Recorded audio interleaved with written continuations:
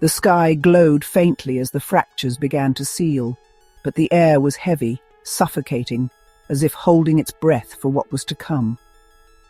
Alice stood at the edge of the crater, the others behind her, too afraid to step closer, yet too entranced to turn away.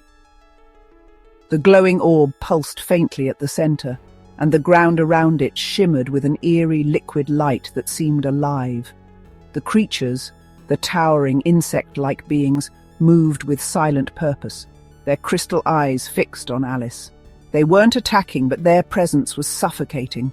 Their hum vibrated deep within her chest, resonating with the same crystalline energy that now coursed through her veins.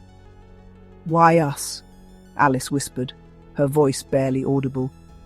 "Why did you choose us?" The orb pulsed again, and her question was answered, not in words, but in visions. Flashes of the past, present, and future collided in her mind. Cities burning, skies darkened by ash, and oceans boiling under an unforgiving sun.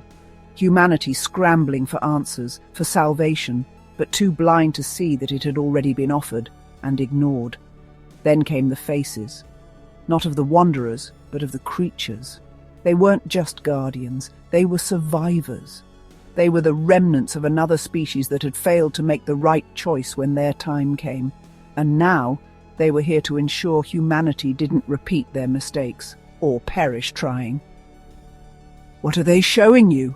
Harren asked, his voice trembling. Alice turned to him, her glowing eyes filled with an emotion he couldn't place. "They're us," she said simply. The orb pulsed again, harder this time, and the ground shook violently. From the fissures, more creatures emerged, each one more grotesque, more alien than the last. Their bodies bore signs of painful adaptation, extra limbs, hardened shells, grotesque bulges that seemed to pulse with their own light. "They weren't always like this," Alice said, her voice hollow. "This is what they became when they chose fear." The others began to back away, but the creatures didn't move to stop them. They simply stood there, watching, waiting, as if silently judging humanity's worth. "What happens if we fail?" Harren asked, his voice barely above a whisper. Alice looked back at the orb, her fingers itching to touch it again, but paralyzed by the weight of the decision. The answer came not from the orb, but from the sky. A low rumble, like distant thunder, rolled across the landscape. The fractures that had begun to seal suddenly stopped, their jagged edges glowing with a deep, malevolent red. "It won't just be us," Alice said, the realization dawning on her. "It'll be everything. Every species, every world. The rift won't close, it'll collapse. And when it does—" She didn't finish, but she didn't need to. The look in her eyes said it all. The orb pulsed one last time, its light dimming, as if to say the decision couldn't wait much longer. "Alice," Harren said, stepping forward. "What do we do?"